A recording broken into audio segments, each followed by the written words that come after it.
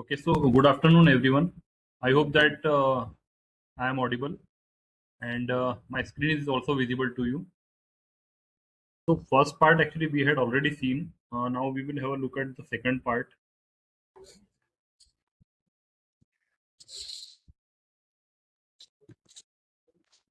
Here, if we look at related to compute things, basically in every neural network, one nonlinear activation functions are there. Actually, this is nothing but the like beauty of that network.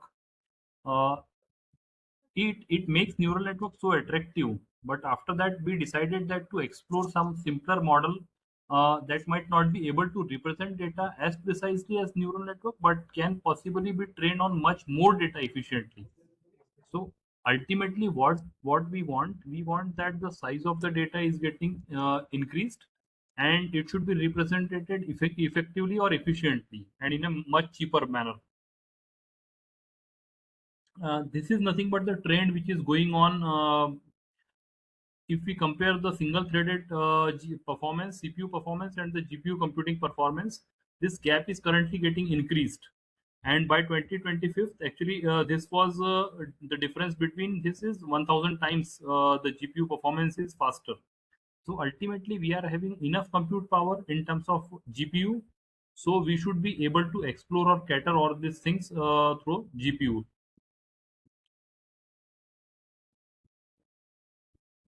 Yeah, these are some of the context. So we can just skip these things.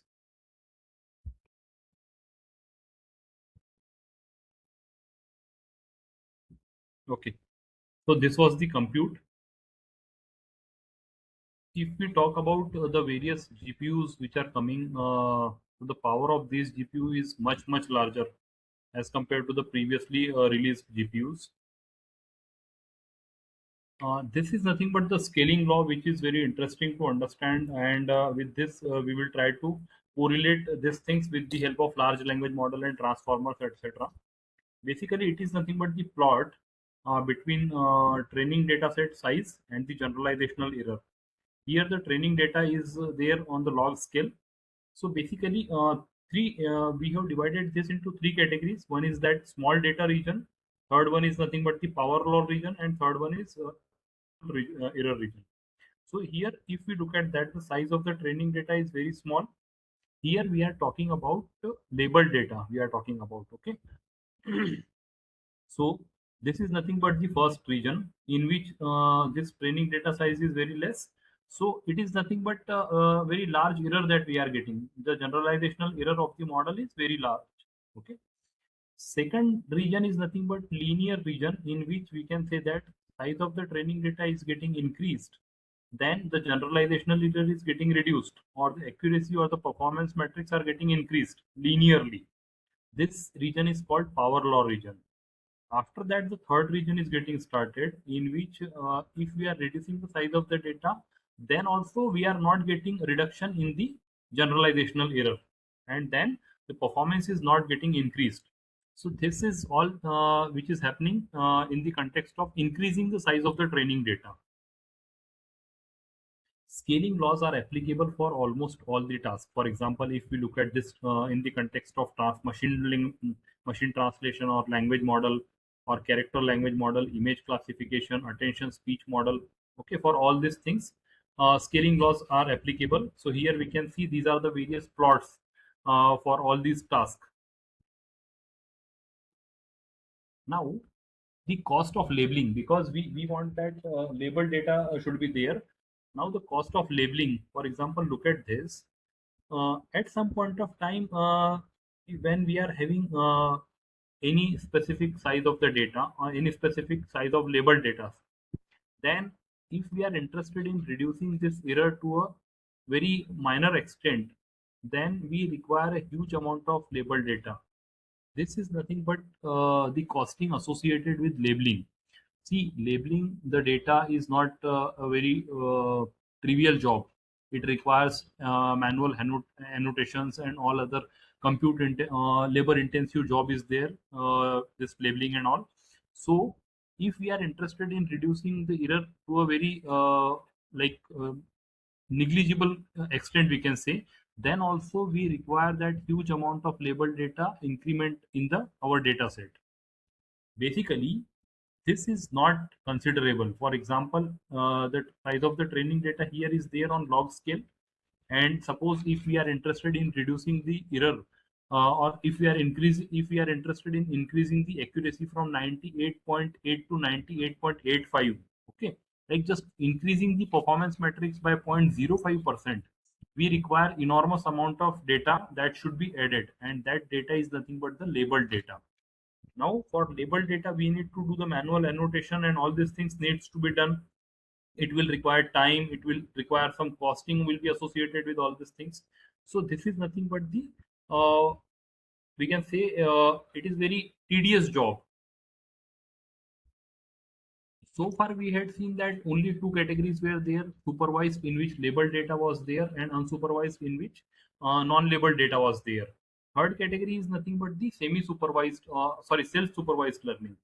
Self-supervised learning is that here we actually not having the labeled data with us, but anyway we are having some supervision that is coming from the data itself. Okay. Now how can we do this? For example, in the context of natural language processing, if we say some examples are there, for example, masked language model. So we mask a percentage of input token at randomly we are masking the tokens. For example, if this is the sentence, like we mask a percentage of the input token. For example, this percentage is masked. So see, I am masking this token, and our job is to predict the mask token. As I myself have masked this token, then I know that what was the mask token. It act as a label data itself, but here the data is ample amount of data is there, like on Wikipedia or on lot many platforms, lot many data is available in the form of textual content, but this data is not labeled data. But anyway we can have the supervision from the data itself. So implicitly we can mask some of the tokens, and our job is to predict the mask token. After that we are having next sentence prediction. For example, we are having a very large amount of corpus with us. In that case, if two sentences are consecutive to each other, then we can say that the outcome is 1. And if the two sentences are there which are non-consecutive in the input text, then the output is 0. On this basis we can have labeled data. So we can generate this kind of data in which pair of sentences are given as input, and ultimate aim is that we need to just predict the label whether it is 0 based upon their non-consecutive nature, or whether it is 1 depending on their consecutive nature. This type of supervision is there. For example, we are having a complete 10-page PDF is there. From this 10-page PDF, we can generate like masked language model, like first category, and we can also generate lot many data related to NSP, next sentence prediction task. Here, label data is not there, but anyway, we are using this data as label data itself. Here, we need not do any manual annotations and all. We just need to mask 50% random token, and we need to predict those mask tokens. Okay. Then NSP is there, next sentence prediction. Then computer vision is there. In computer vision side also we can have this kind of supervision. For example, one complete image is there in the computer vision, or for any application. We can just crop some of the part of that region, and our job is to predict that crop portion. See, ultimately what we want a pair of input and output. When we are having pair of input and output, then definitely this type of data can be used as labeled data, because the ultimate output that we are interested in predicting will act as a label. So in computer vision also we can generate this kind of enormous amount of data, can be generated like that. In this way, we can manage the cost of labeling. Here, we need not do anything like manual annotations not required. Any compute intensive labor things are not required. Only the thing is that we need to have the supervision from the data itself intelligently, and like without any error. Because if you compare, one aspect is that in manual annotation some error may be introduced, but if this kind of scenario is there in which we are having self supervision from the data itself, in which very less chances of error is there. And see how much data is available. If we talk about the textual side, Then just have a look this book corpus, English Wikipedia, Giga5. All these are the various data set which are available, and see just the number of words in million. So here we can say like 800 million words are there. Here 2500 million words are there. Lot many enormous amount of data, textual data is available. Okay, this was textual one. If we talk about the visual modality, then just here have a look. Number of videos which are available on YouTube, 8 million videos are available, and this is actually very fast old slide.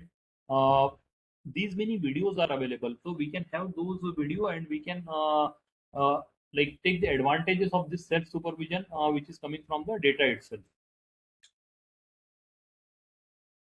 Now this is nothing but the new idea. We are having supervision from the data itself. Previous, what was the previous idea and the new idea? See, previously what we were doing, this paragraph is very important. This was in the context of GPT, like generative pre-training. So we are having like very expensive pre-training and very cheaper fine-tuning. For example, uh, these are the very like two pillars, like pre-training and fine-tuning. Pre-training means we can train the model on very large huge corpus. Mostly it is labeled data, and fine-tuning is that when we are having very small labeled data, then we can just fine-tune that pre-trained model. So you might have seen that this type of pre-training fine-tuning in computer vision side, when we were working upon that fundamental of deep learning, in which we had looked at transfer learning concept, and the same thing is there in natural language processing also. For example, we can use this BERT or any other model for pre-training, and we can use this for fine-tuning. For example, natural like named entity recognition task, text classification task. So these are the downstream tasks. So this type of schematic in terms of pre-training and fine-tuning, which is there in the context of textual modality also and visual modality also, or nowadays in multimodality also. This is the thing, like many previous approaches to NLP task train a relatively small model. Previously, what we were doing, we were training a small model on a very small compute, and we were just fine tuning this model. But for every such task, we need to have some model or some smaller model which had to be trained from the scratch, and which has to be fine tuned for the newer task. Now this is not the approach. Current approach, what in current approach, what we are doing, in current approach we are having a very expensive pre-training. Expensive pre-training means what? Just see this example. 37 layer decoder is there. 37 layer decoder is there, and we have this sequence of 512 tokens. We use this many like powerful 4 to 8 GPU system. This much compute we applied. Lot many data is there. The model size is very large. On that large model, on this huge amount of generated data, then new tasks adopt things very quickly if we are having such pre-trained model. New tasks adapt very quickly when we are having this like such pre-trained models with us.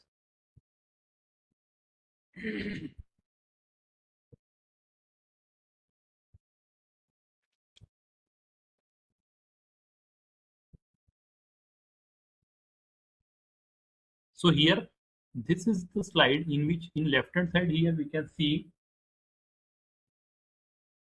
these transformers are there, like transformer architecture. We have already seen that transformer architecture in which first self-attention mechanism is there, followed by fully connected networks is there. So this is nothing but the transformer block. This transformer is trained on very huge corpus. Okay, the same concept that we were following here of generative pre-training, expensive pre-training, we can say. Now this transformer can be used for downstream tasks. Look at this. This is nothing but the transformer which is in the left hand side. Transformer, it can be used in text classification. It can be used in entailment. It can be used in similarity finding. It can be used in multiple choices, etc. Okay, so all these are nothing but the downstream task in which we can apply the transformer. And this transformer was already trained on very huge corpus.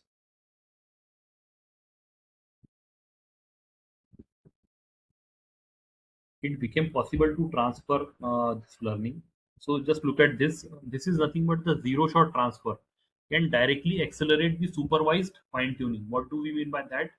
Zero shot transfer means when we are having any pre-trained model, so that pre-trained model can be used for transfer learning things, and even we need not provide any examples. Zero shot transfer means we are not providing any examples. One shot transfer means we are providing one example. Few shot transfer means we are providing few such examples.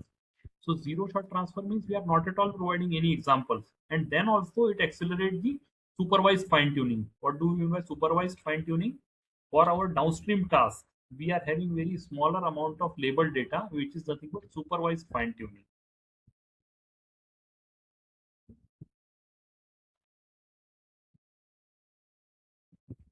Broadly, we were having three categories of transformers. First one category is known as encoder only transformer. All these things in the context of that encoder and decoder blocks. Okay. So one category is that in which only encoder models are there, which is nothing but multiple encoders are there.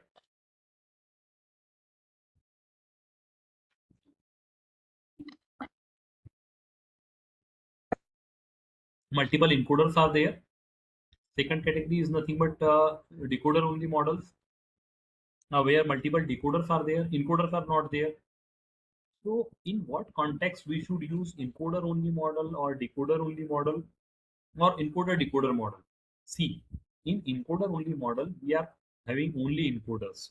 For example, if you talk about BERT, like bidirectional encoder representation of transformer, where only encoders are there, no decoders are there, right? So uh, it is used for the efficient representation. Finally, see, we are having effective representation for such as word to vec, glow. All these are the effective representation techniques are there. But in addition to this word to vec, glow, fast text, word is also used as the efficient representation for our input. Here only inputs are there. For example, if you provide one input, then it goes through the various layers of encoders of the word layer by layer, and it just produce the outcome. This outcome is very richer representation. It just generate a richer representation.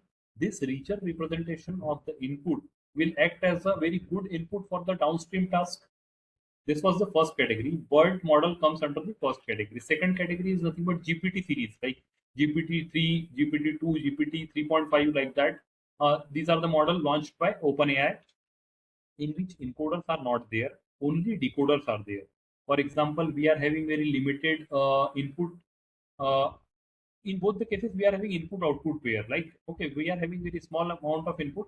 So for this very small input, we are not interested of having a separate encoder to process that small amount of input. Fine. So instead, we can give it to decoder only. In decoder, we are having only decoders models, like decoder, a first layer of decoder, second decoder, third decoder, like that. Multiple decoders are there, and decoder generate that outcome like token by token in the auto regressive manner. Okay. Second category is known as decoder only model, and GPT is the model which comes under the second category. Now the third category is nothing but encoder decoder architecture. In encoder decoder architecture, encoder is one part and decoder is separate part. So we are having both input output pair. Input is completely considerable portion is there of input, and considerable portion of output is there. So this considerable portion of input is given as to encoder. Encoder performs some calculation, generate the intermediate outcome. This intermediate outcome is given to decoder side. Decoder performs some calculation and it generates the final results. Sequence to sequence model comes under the category of encoder decoder model, where this is the third category where encoders are also there and decoders are also there. Now, which are the examples which falls under the third category?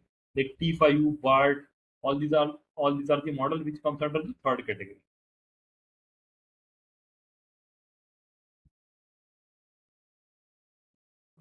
Yeah, this is nothing but the performance measurement in terms of expected maximization, which is there on y-axis. Here we can see question answering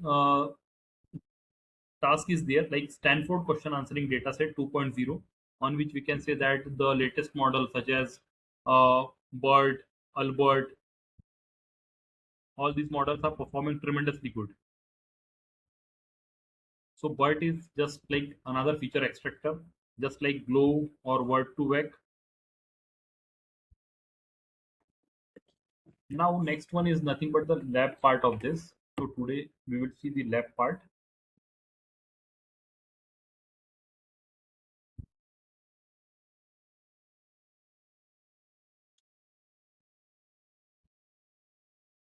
Okay, one question is there: how the result of masking tokens different than carrying out dropout? See, one question was there. Here in masking, what we need to do, we purposefully mask some of the random tokens, and our task is that we just need to predict that mask token from that. Okay, it is not like the dropout. In dropout, what happens? In dropout, we just drop some of the neurons. The complete connections are dropped out. Basically, two types of dropout are there. Dropout means we are just dropping some of the neurons, and drop connect is another variant of this dropout regularization in which we just drop some of the connections. So this is nothing but the second part.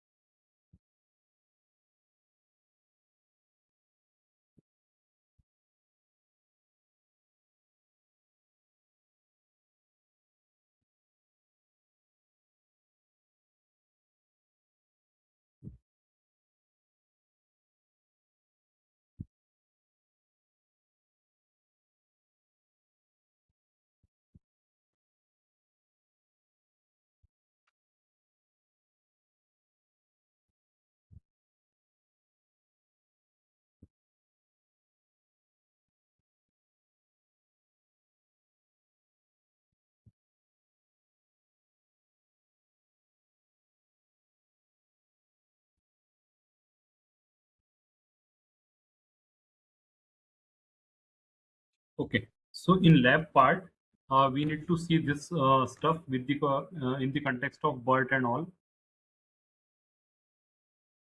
It is getting loaded. So in we need to first explore the data. While exploring the data, we need to also explore Nemo, and we would have this text classification or text classifier project. After that, we would be continuing with this scaling laws. Like here, the two variant of birds are there. We will also have a look in the lab session. Two bird variants are there. One is that base model of bird, and second one is the large model. In GPT-3 and GPT-4, if you look at that, what is the difference between this? Basically, we are having more parameters. More parameters in terms of what? We are just increasing the size of the model. So here we can see in GPT-3, 175 billion parameters are there, and in GPT-4, 1.76 trillion parameters are there. Okay. Then training side is getting increased, training data set. So previously we are having 17 GB size of the training data, and currently in GPT-4 we are having 45 GB is the size of uh, training data.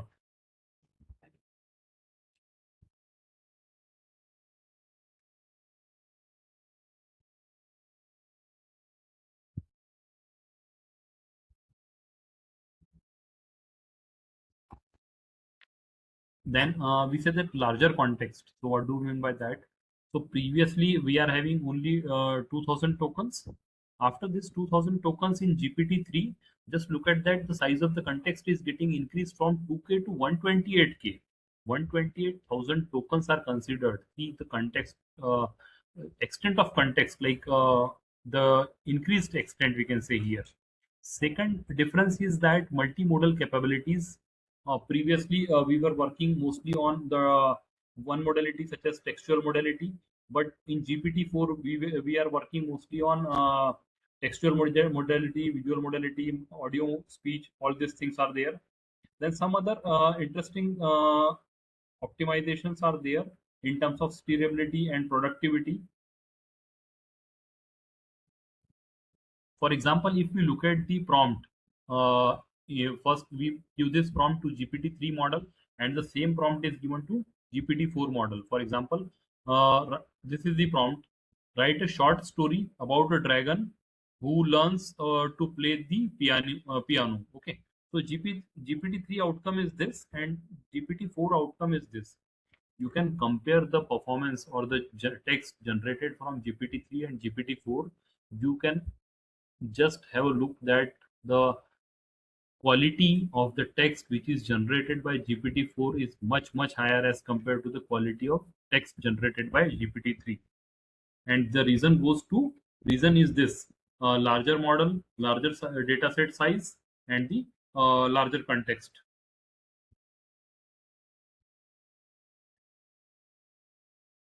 So this is nothing but the classification, or we can say the three pillars.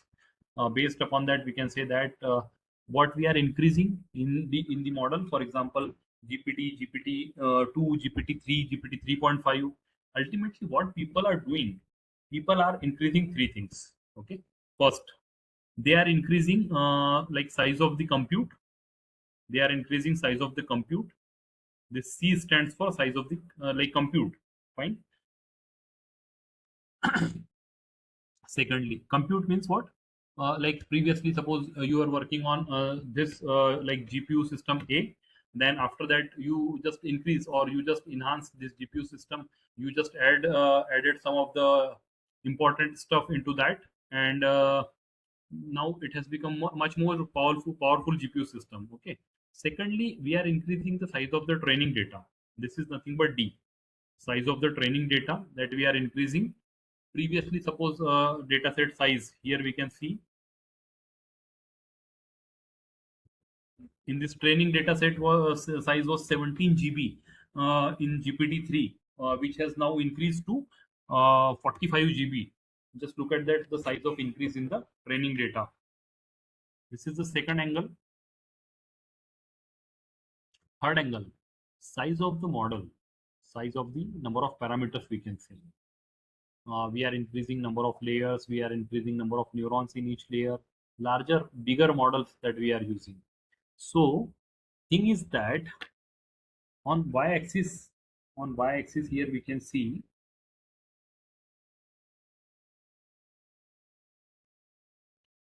on y-axis test loss is there. You can see when we are increasing the compute, then test loss is getting reduced. Okay, this is the relationship between this. Similarly, when we are increasing the size of the data, then also we are getting decrement in the test loss. Third, we are when we are increasing the model size, then also we are having reduction in the test loss. So what is the conclusion from this story? Conclusion is that when we are increasing any one parameter, for example, it may be compute, it may be size of the training data, or it may be the model size. Okay. If we are increasing any one of these, then the performance is getting improvised unless and until it is getting bottlenecked by the other two.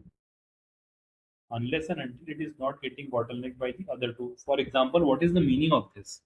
See, I am increasing the model size. Just imagine that situation in which I am increasing the model size. Now the performance is getting increased, loss is getting reduced. Okay.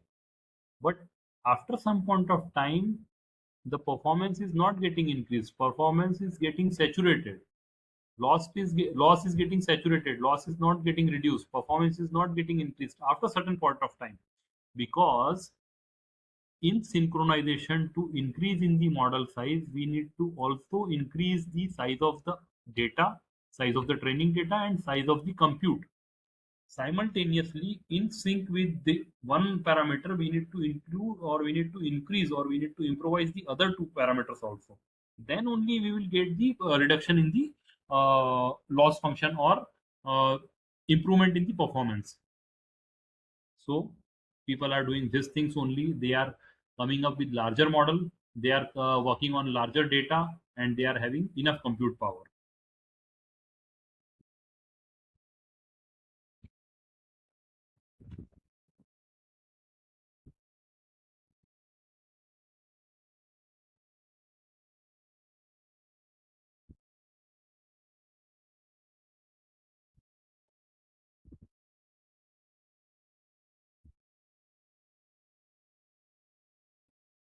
Any query or any doubt till this point?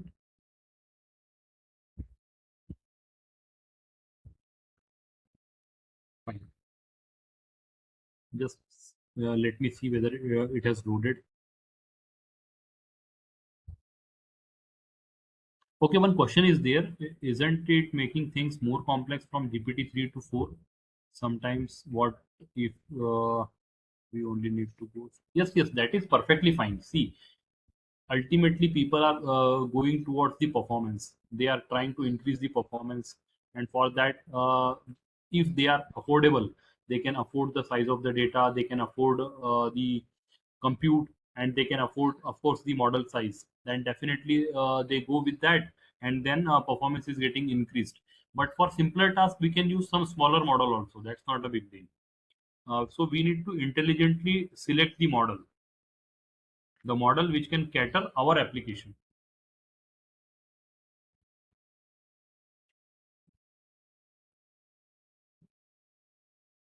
At any point of time, if you are having any difficulty or doubt, then please feel free to interrupt me. We will have the discussion and then we will move ahead. Now, this is nothing but the second notebook, and after that, we will see some other stuff related to it.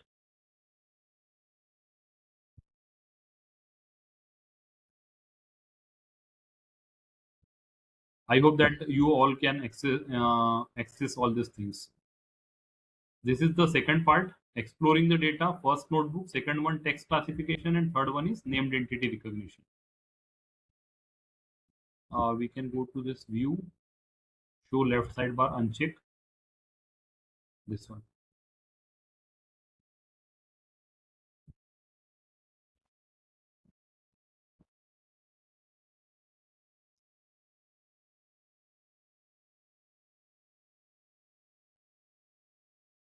Now look at this.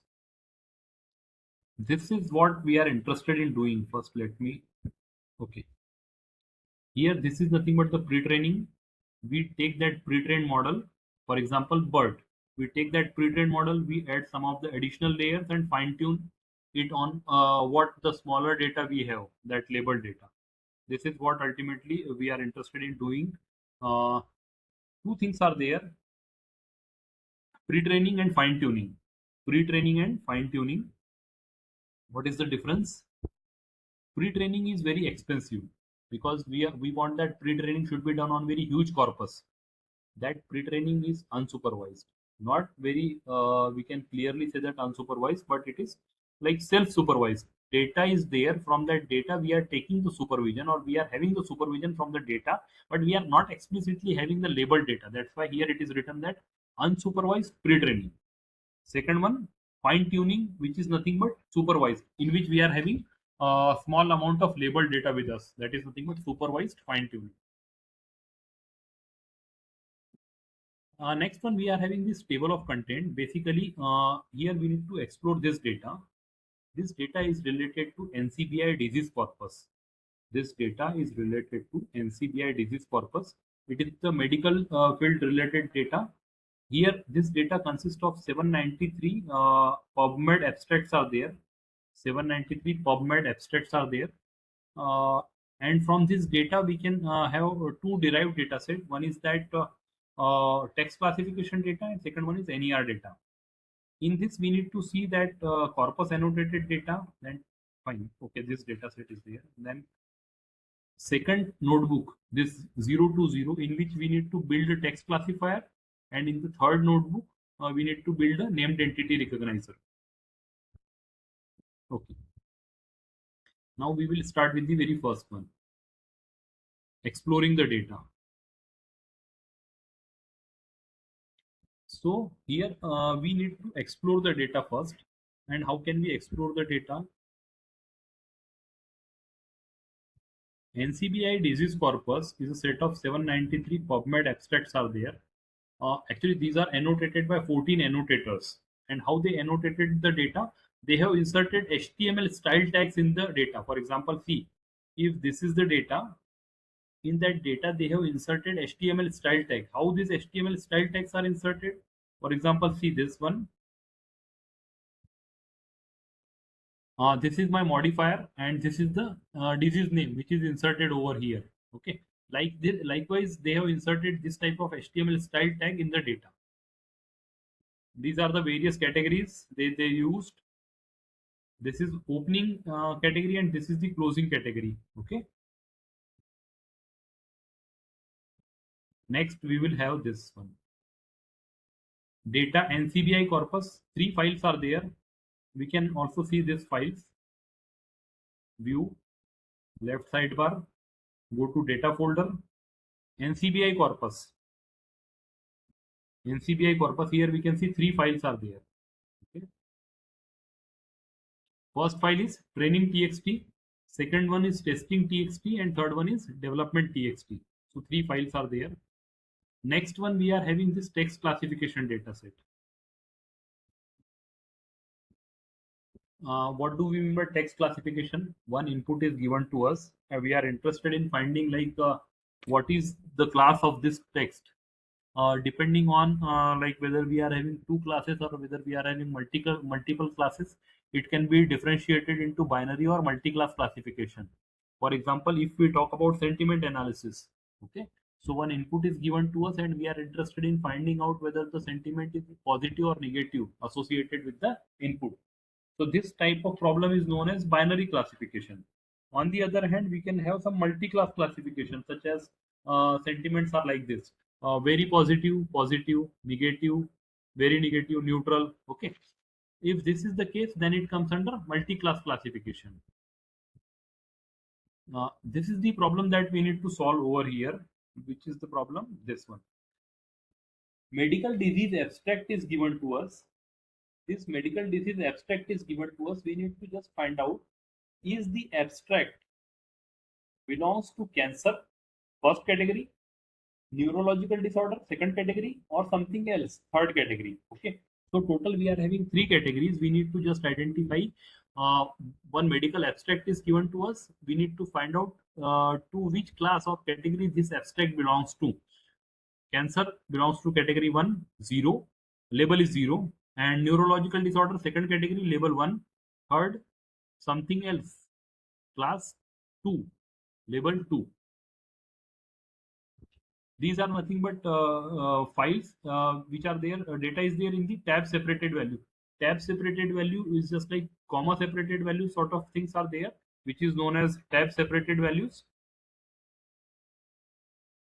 After that, this is my working directory DLI task, and in which this data folder is there, in which TC3 is there.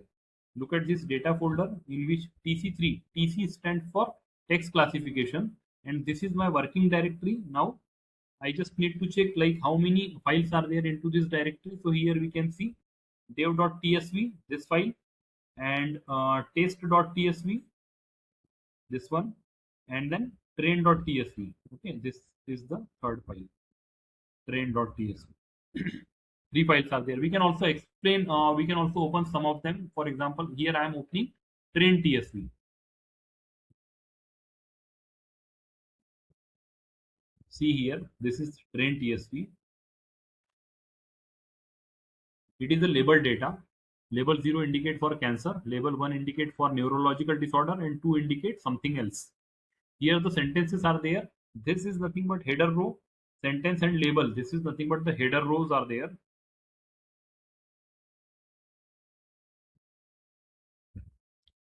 So here we can print some of the initial rows here also with the help of dot head method.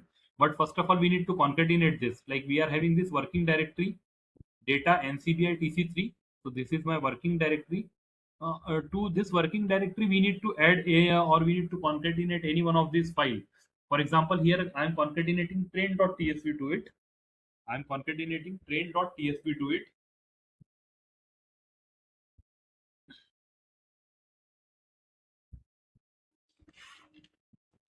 Okay, so fine here with the help of this panda library, panda.read tsv, here I am concatenating this. So it will become train df and I am exploring some of the initial rows of this. So it is the outcome. This one is the final outcome. See here, some of the initial rows are printed. This is the 0th sample, first sample, second sample, third sample, and fourth sample. So total 5 samples are printed with the help of this dot head method. Here paragraphs are there, and each of these paragraph belonging to any one of the class. For example, this is the uh, like NCBI corpus medical abstract paragraph is there. It belongs to cancer because label is 0. Similarly, the second one belongs to once again cancer. Third one belongs to neurological disorder. That's why one is here, and two belongs to something else. I hope that this data is clear. This data is related to text classification. Similarly, we can also explore the test set and we can also explore the validation set also. How can we explore this test and validation set? See,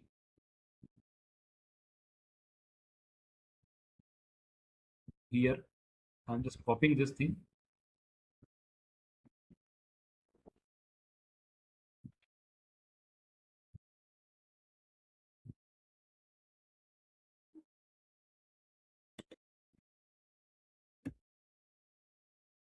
So here I'm giving this name like test df. Directory is same, but the TSV file will be different. It will be test.tsv, and once again this will be testdf.head. So here we can see this is related to testing data.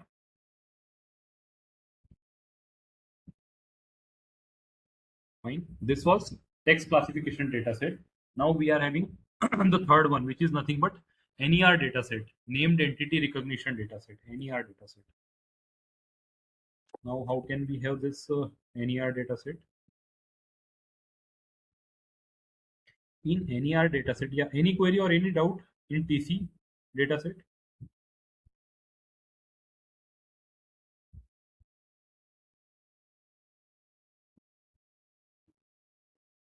Fine. Next, we are having NER data set. In NER, what we need to do? Given sentences from medical abstracts sentences are given. We need to just find out like which diseases are mentioned there. Which diseases are mentioned there. Fine.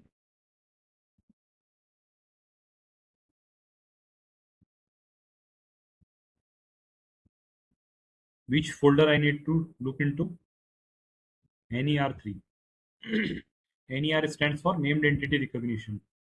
So this is my working directory, and here we are just listing all the files which are present over here. Fine. The only difference here is between this data set related to NER and data set related to text classification. What is the difference? Difference is that in data set related to text classification, data as well as label both were there in the same file. But here in NER dataset, text is available in one file. However, its labels are present in some different files. So we will explore this data. For example, see here, like text train. This is nothing but the textual data. This type of data is this. We are printing some of the initial samples. So this type of data is this. But how can we figure it out? Like which diseases are mentioned there? How can I figure it out? Which diseases are mentioned? So we can have label of this. So okay, fine. Can you understand something from this label? What is this O and what is this B? What is this I, etc. Basically, it is very important tagging known as IOB tagging. Now, what do you mean by IOB tagging? For example, see here, if this is my input identification of APC2 homolog of this adenomys polyposis polytumor suppressor. This if this is the input, I need to just find out which token or which class it belongs to. Each of these tokens. Fine. Where the disease name is this? Here we can see the disease name is what? This one. This is nothing but the disease name.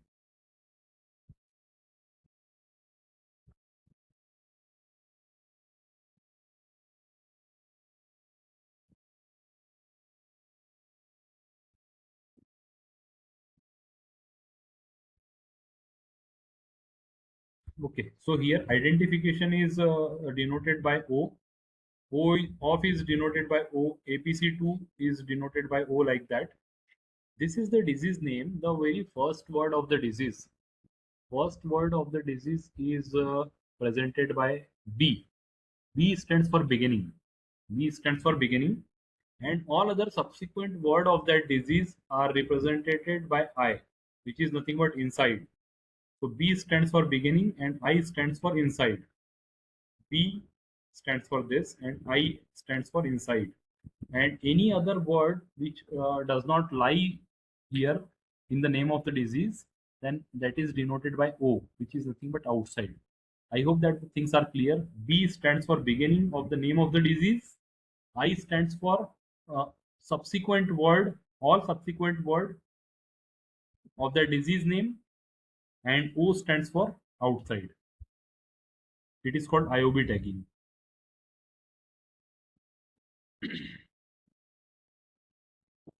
Now next we will have a look at the third one. Second, which is nothing but building a text classification. Now here we would be building a text classification here, and how can we build this text classification?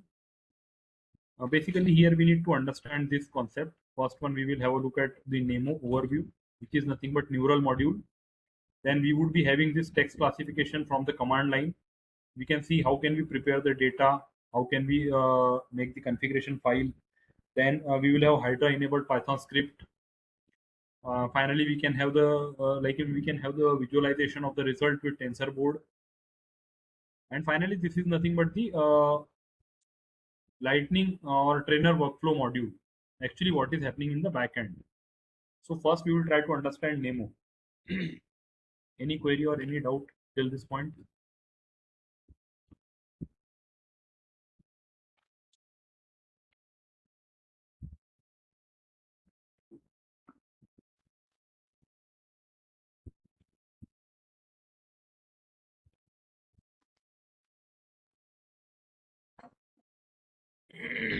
Okay. Now we will have a look at Nemo. Nemo stands for neural module.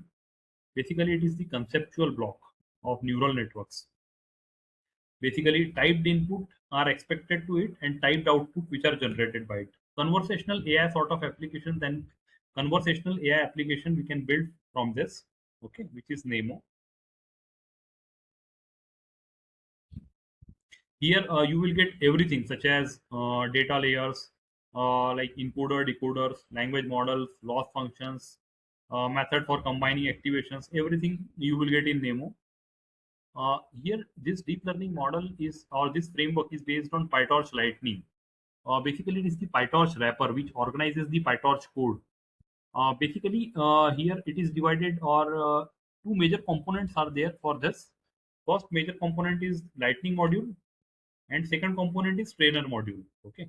Now we will see what is Lightning module and what is trainer module. Lightning module is used to organize the PyTorch code into computation, optimizer, and loop for training, validation, and test. Fine. This is nothing but the Lightning module. Similarly, trainer module is what? Trainer module is able to take Lightning module and automate everything which is required for the neural network training. Now, Nemo models. In each Nemo model, we are having two things mandatorily. First one, it is having one configuration file, and second one, it is having one training script. Okay. Nemo model, every Nemo model has an example configuration file and one training script is there. Every Nemo model.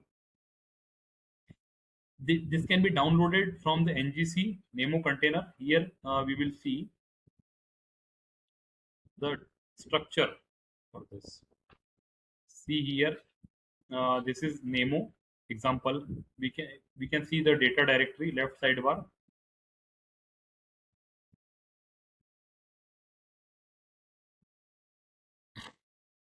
Nemo, then examples,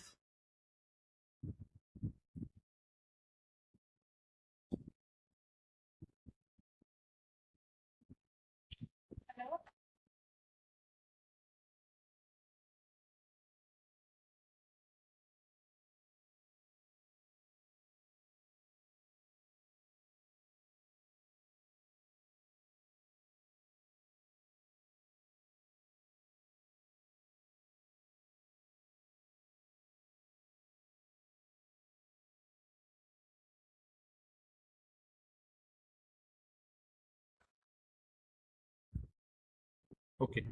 Now here, see, this is the tree structure Nemo example. This is nothing but Nemo example in NLP. We are in NLP. So up to second level, we are printing this tree structure. These are all the models which are available. We can also explore without NLP. For example, see up to first level. So here we can see in examples, five things are there. ASR stands for automatic speech recognition. CV is for computer vision. NLP is for natural language processing. Okay. So here we are interested in NLP. So slash NLP I am making here. In NLP, what is there? In NLP, these many models are there like dialogue state tracking, entity linking, glue benchmark, information retrieval, intent slot classification, language modeling, machine translation, question answering, text to Spark, text classification, and token classification. Fine. We are interested in the last two, text classification. In this notebook, we would be exploring text classification, and in the next notebook, NER, we would be exploring token classification. Fine. So this is text and token classification. We can also explore up to second level. So we will also have a look like what is there inside dialog state tracking up to second level. So see this tree structure. In this dialog state, one configuration folder is there and one Python script is there. You just remember this line. What is written there? This one. It is very important. Every Nemo model has an example configuration file and training script. Example configuration file and training script. So here we can see all these are the Nemo model. Dialog state tracking is Nemo model, entity linking is Nemo model. In each Nemo model, one configuration file must be there and one Python script should be there.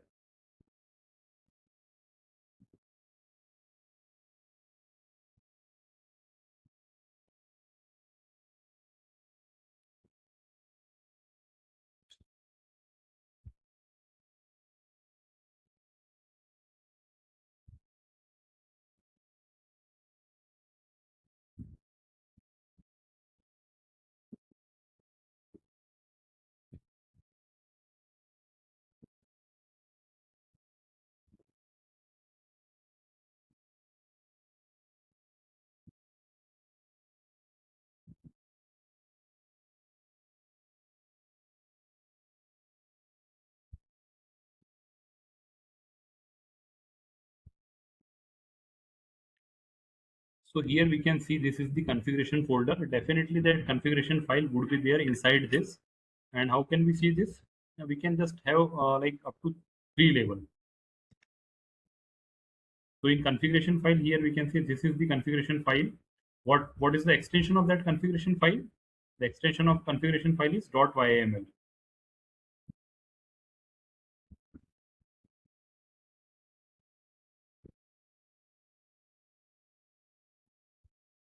Fine. In which folder or in which model I am interested? I am interested in text classification for this notebook. So DLI task is my working directory. In Nemo, I need to go into example. In example Nemo and text classification. So this will become my TCDIR like working directory. Now I will just have a look what is there inside this working directory. So this is nothing but the conf folder. In that conf folder, text classification config.yml is there, and in that data folder, one Python script is there, and one more Python script which is nothing but text classification with word.py. Now we will try to explore what is there inside that YAML file and what is there inside that Python script. This is nothing but the configuration file, text classification config.yml. This configuration file defines the parameters. Three broader categories are there. One is that model parameter, second one is experimental manager parameter, and third one is trainer parameters. Okay. So model, experimental manager, and trainer. These are the three broader category. And in model subcategories are also there. In trainer subcategories are there like that. Next, then we are having this Python script. Text classification with bird.py. We need to run this Python script. We need to run this Python script from the command line itself. And we need to override the values or the parameters which are there in the configuration file by using this Facebook Hydra tool. by using this Facebook Hydra tool. How can we do this? This is nothing but text classification from the command line. Yeah, this is the problem. We need to just find out, like, given a medical disease abstract, we just need to find out is the abstract belongs to cancer, neurological disorder, or something else. So three classes are there. Cancer is for class 0, and neurological disorder for 1, and other for 2. Next, we have preparation of the data. How can we prepare the data? See, every NEMO model expect data in some specific format. Okay, so this is called preparation of the data. So we need to prepare the data accordingly. We need to prepare the data accordingly. For example, this DLI task is this, and data NCBI TC3. NCBI TC3 is nothing but that directory, and in that we will see like how many TSP files are there in that data folder. TC3, three TSP files are there. Look at this. These three TSP files are there. Fine. We will have a look at the basic some sample from this train.tsv, then some sample from dev.tsv, and some sample from test.tsv. Just print this. Here we can see this is the outcome. First, it is nothing but train.tsv. Here we can see this header row is there, sentence and label. So this is the sentence and this is nothing but the label. After that, second sentence and its label would be there. Then it is nothing but dev tsv sample,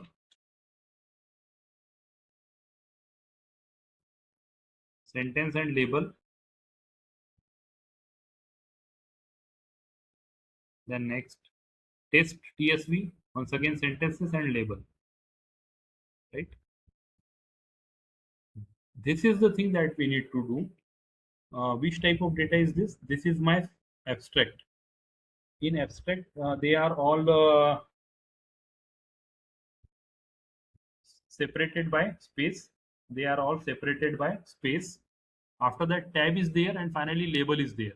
If you can just have a look here, this is nothing but the complete sentence. After that, tab is there, and then finally one label is there after this. Fine. This type of structure is there. Next, we would have this. There is a header row in which first heading is there like sentence and label. So this heading, sentence and label, this should be removed. We do not want this because the NEMO model does not expect any such header row. The header row should be removed. And third parameter is nothing but maximum sequence length. See here, what do we mean by maximum sequence length? For example, if you look at this sentence, if you look at this sentence, first paragraph, just imagine that in this paragraph if 500 words are there, so is it really possible to work out or to accommodate all these 500 words? See here, we want that only some of the initial words can be accommodated because we are having very limited amount of memory with us. So if we decide that maximum sequence length is equal to 100, then first initial 100 words are considered and remaining all paragraph will be ignored or discarded. Fine. This is the thing related to maximum sequence length. If we decide maximum sequence length is equal to 32, so we will just consider the first 32 initial words. Based upon that, we will just need to decide whether abstract belongs to cancer, abstract belongs to neurological disorder, or abstract belongs to something else. Right? This is what we are doing here. We are just removing that header row. We are having simple bash command. From this bash command, we are working on these three files: train tsv, dev tsv, and like test tsv. On these three files, we are removing that header row and generating three more files. The name of these files are train nemo format tsv, then dev nemo format tsv, and test nemo format tsv. So three more files would be generated when I run this cell over here. So here we will be having three more files now. Fine. So here we can see three more files: dev nemo format, test nemo format, and train nemo format. We need to also ensure that whether the header row, which was previously there in the original formats, is removed or not. See here, this was the previous one. in which this header rows are there, like sentence and label. So this should be removed.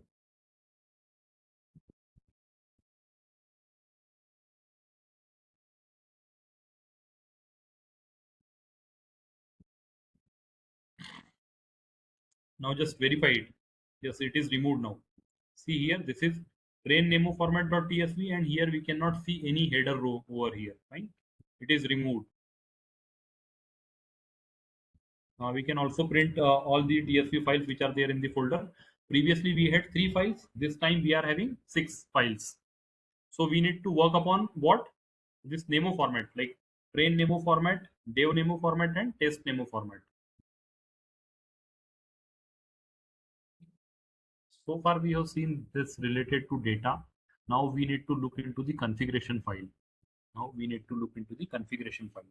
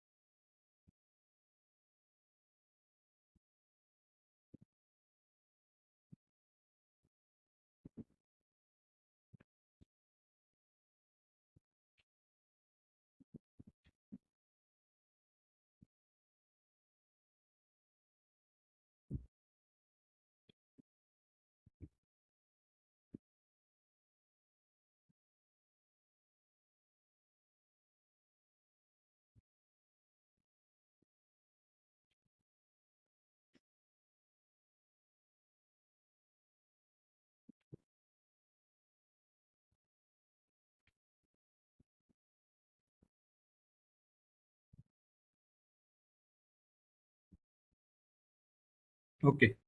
Now we will have a look at the configuration file. This is very important. This is nothing but the .yaml file that we need to see. Here, broadly, it is categorized into 3 parts: trainer, model, and experimental manager. We need to also have a look at like what is there inside trainer, what is there inside model, and what is there inside experimental manager. So how can we access that file? We know that what is configuration directory, DLI task, Nemo, example, NLP, and text classification, and into that conf folder is there. Into that conf folder, this is nothing but the file name. What is the file name? Text classification config.yml is nothing but the file name. So we can just concatenate both of these, and we can print this.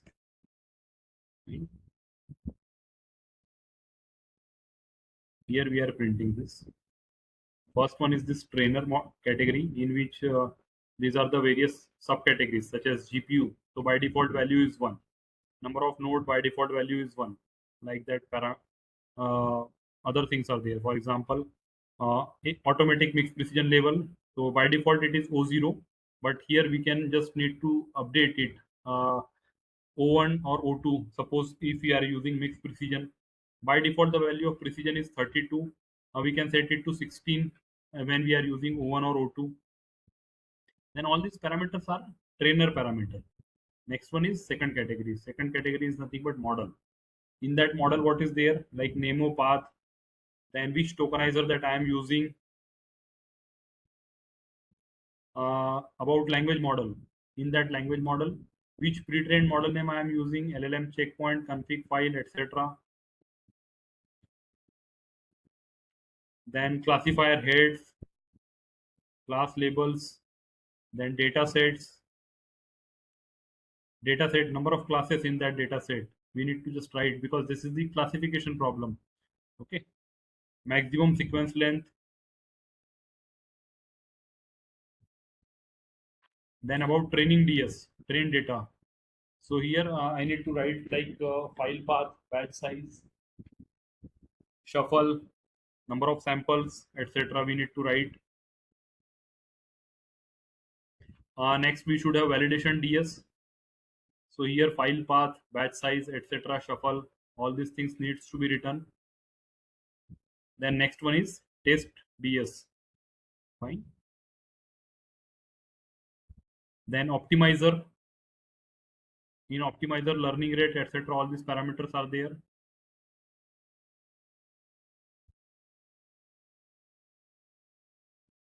And lastly, we would have the third category, which is nothing but experimental manager category. It is not that much important. Some logs are stored into that. Next, we would be exploring one tool. The name of this tool is Omega Conf tool. The name of this tool is Omega Conf tool.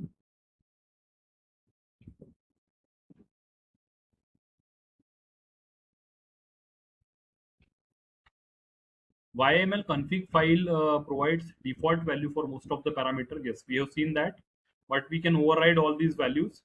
With the help of Omega Conf package, we can easily view and access and update with the help of this dot protocol or with the help of this dot operator.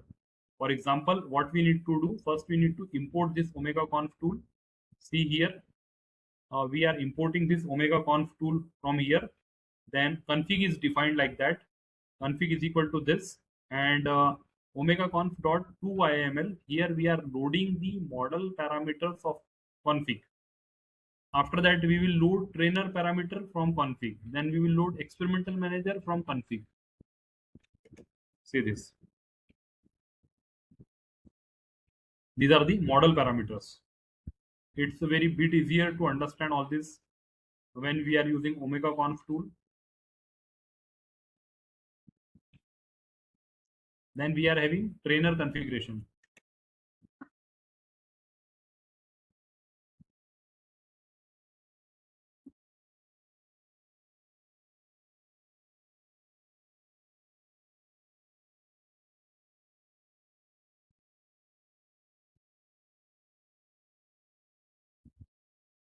And lastly, we would have experimental manager configuration.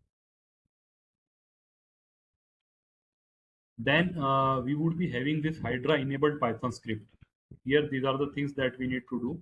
What is this? First, we need to set this number of classes to 3. Why? Because in this classification that we wish to solve, we are having 3 classes. Cancer belongs to like 0, neurological disorder like 1, and something else 2. So number of classes actually comes under this data set, and data set comes under model. So here we need to set this model dataset dot num classes, which we need to set to 3. Then model dataset maximum sequence length, that we need to set it to 128. So here we are defining maximum sequence length of this dataset to 128. Then we would need to define like file path of training data, file path for validation data, and file path for testing data. Here we are having 3 files format like train nemo format, dev nemo format, and test nemo format. After that, we are having some inference sample, and then we are having this max epoch, which we need to set to 3.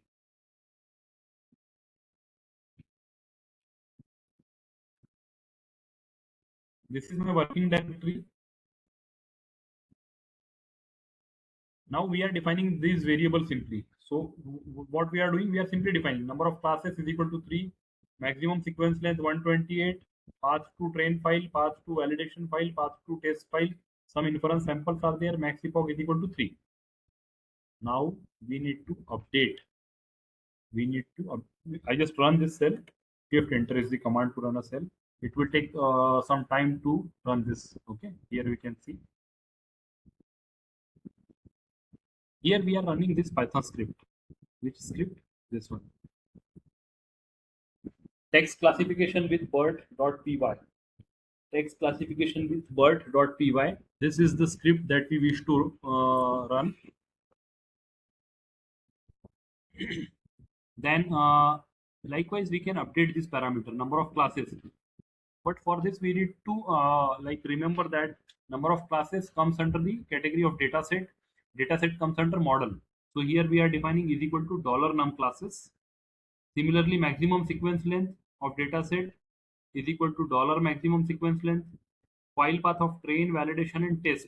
So this is nothing but path to train, path to validation, and path to test. some of the sample inferences are there, and this is nothing but the max epoch.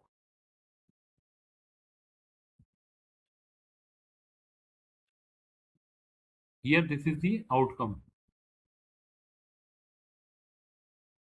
First, it is printed like trainer configuration.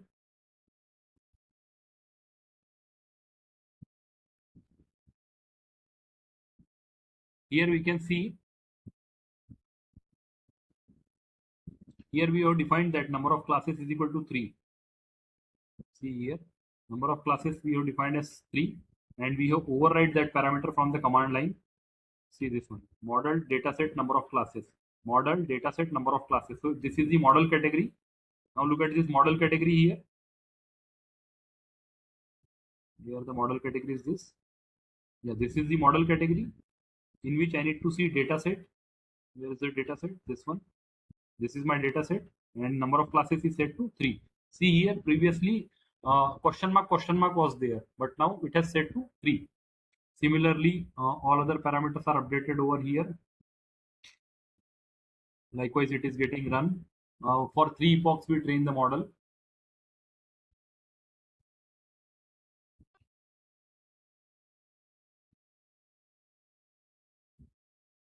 This is epoch 0. Here we can see that loss, accuracy, etc., precision, recall, F1 score. This is epoch 1.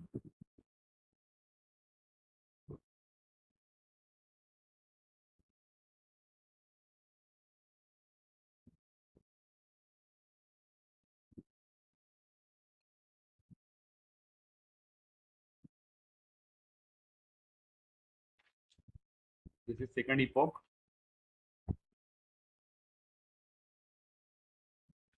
And then lastly, third epoch would be there. Yeah, epoch 0, 1 and 2, and 3 epochs.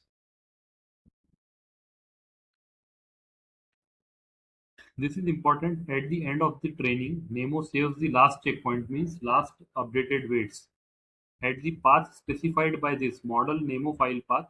Since we left this value at the default, so it should have been written to our workspace in .nemo format.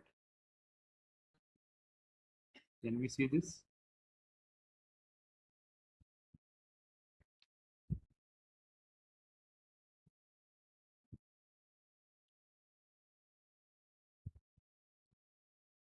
This is the thing. This is Nemo format, text classification.nemo. It is stored in the working directory here. Now these are some more experimentations that we wish to perform.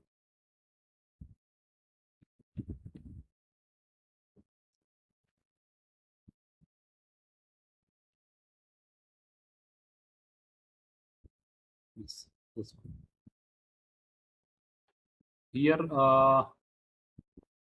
we need to set mix precision AMP level to 01, precision that we need to change it to 16, and adjust the number of epoch. We can increase this to improve the results. Then we can also have the increment in the learning rate. So not to worry if we are not very much comfortable with the syntax. So we can click on the solution. This is nothing but the solution. Most of the things are same. For example, number of classes is set to 3, maximum sequence length, file path, all these things are same. Here max epoch, previously it was 3, this time it is 5. Just run this cell now.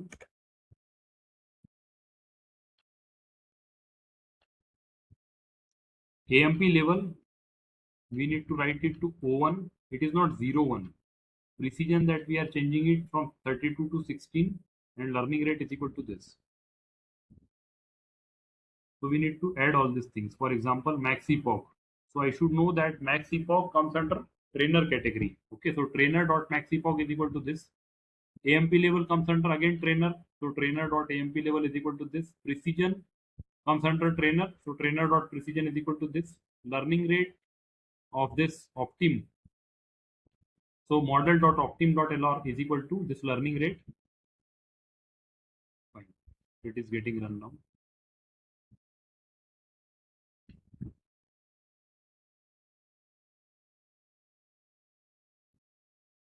Then next we would be having that visualization of the result with TensorBoard. So this is nothing but the visualization of the result with TensorBoard. Uh, Fine. We can just open this experimental manager or TensorBoard we can open. In this TensorBoard we can also visualize this results like that. How the results are getting. We can have some interpretation from that results also. It is the TensorBoard.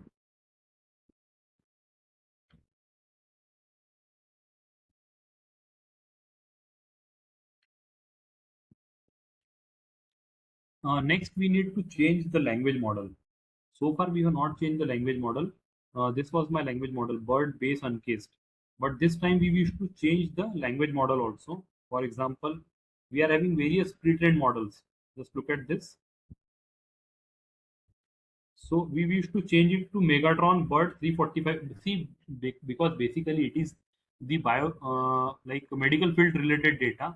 So definitely we should go with some like Megatron sort of model, like the larger model. So here we would be changing it now.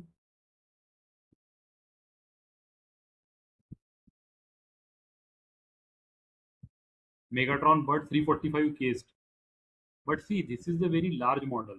When we use any pre-trained, any large model, then there is a possibility that you may get some memory-related error.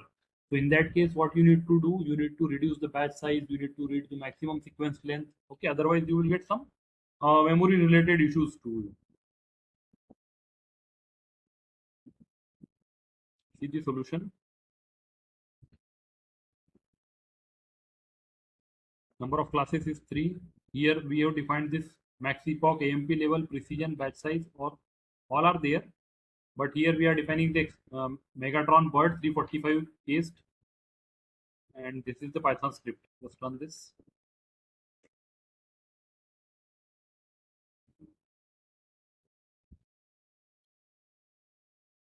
Maximum sequence length that we have taken 64, but batch size is 32. Just let me see whether we are getting some error or not.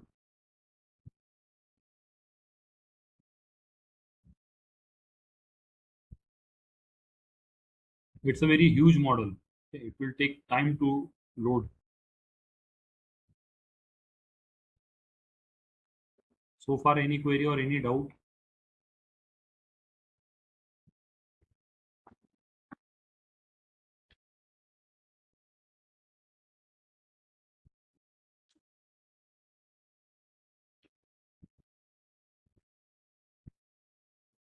Sir, these notebooks are available to us also for today's certification. Yes, yes, they are available. Have you used the event code? Yeah, I used the event, but I am seeing some different books, sir. No, no, see here. See, there are 3 parts. Can you see Yeah. this screen now? Yes, yes, yes. First part is this machine learning in NLP. So Hmm. you can have some different notebooks. This is the Yeah. second part I have loaded, which is nothing Okay. but self supervision, BERT and beyond. Okay. Got it, sir. One more part is there, which is production and deployment. So when Okay. you click on this, then one third part will be loaded. After that, Okay. 2 assignments are there. One is this MCQ questions, which is of 30 marks, and second one is the coding assignment, which is of 70% weightage. Okay. Sir, by when we have to complete it? So you can complete it as soon as possible. See here, the entire thing which you like allotted to you is for 24 hours duration. Okay. So you can complete the notebook as early as possible. Just you can have the downloads of all these things. You can download the Hmm. presentations also from here, Yeah. Yeah. and solving the assignment will hardly take half an hour. Okay. Okay. Sure, sir. We'll go for it. Because in some of the cases there's like they are not able to access the notebook after 2 3 days. So these are some generic problems that participant faces. Okay. So Sure, after sir. that We'll you try can, to do today only. yes, yes. Thank you.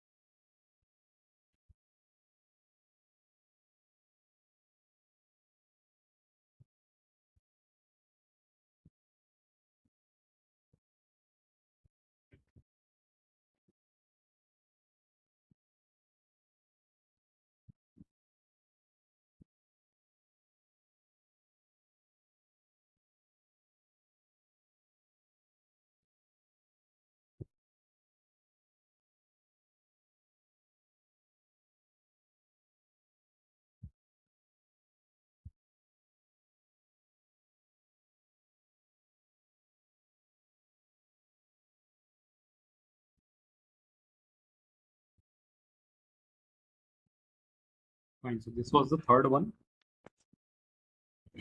Okay.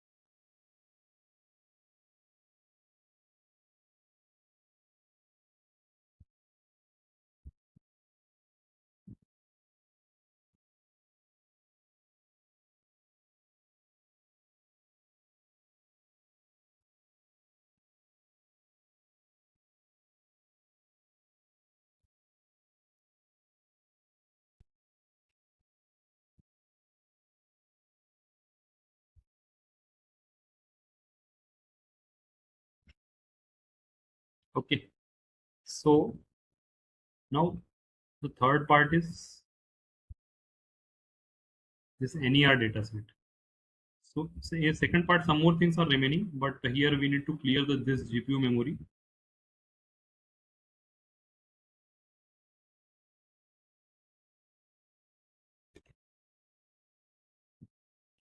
Here in 2.3, that lightning model and just a minute.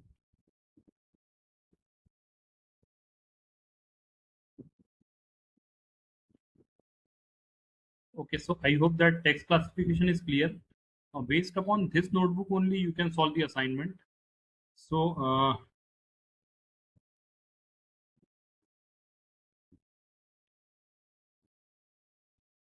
currently we are stopping over here.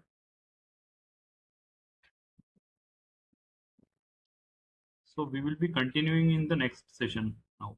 Yeah, any query or any doubts are there, then we can take those queries, or otherwise we can stop over.